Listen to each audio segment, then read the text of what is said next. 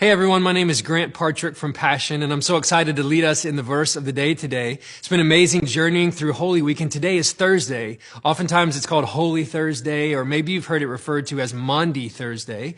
And that word comes from a Latin word which means commandment, or it's where we get our English word mandate from. And in John chapter 13, Jesus is giving a new mandate, some commandments to his disciples, some things that they are to carry out. And we see one of those in our verse today in verse 14.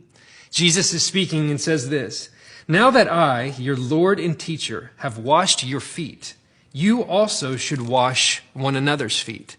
A really short and simple verse, but a difficult one to put into play for us. And in the culture of the day, it would be very normal for every house, every home to have a little bucket or basin of water at the door. And as guests would come over, some homes you would have a servant there that would wash the feet of the guests as they come in. And some homes you would just wash your own feet. I'm kind of glad this is not a cultural norm of the day anymore. But when Jesus says, "I, your Lord and teacher," He's acknowledging his status. In one writer writes it this way. He says, "There's no other example in any Jewish or Greco-Roman sources where a superior washes the feet of an inferior." And so even the disciples are a little bit taken back. They're kind of like, "Whoa, what are you doing? You're Jesus, and here you are on your knees washing our feet?" And Jesus is really teaching them that the posture that he carries and the posture his disciples are to carry is that we are to be servants.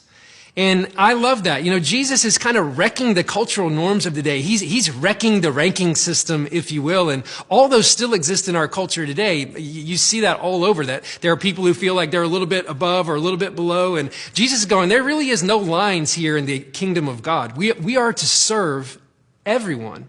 And I love that. He's teaching us that the Christian life is not about looking for ways to build yourself up, but rather it's about looking for ways to lay yourself down. And so I wonder, just as we think about this simple verse today, if you can be really grateful that Jesus has washed us clean. That's a crazy reality. And then also he's challenged us to now take up the posture of a servant. So as you just go in your everyday life today, maybe it's in the carpool line or maybe it's at work, look for someone, go out of your way to take up the posture of a servant, to humble yourself and to value others as more important than yourself. And in doing that, we'll honor Jesus and we'll carry out this new mandate that he's given to us.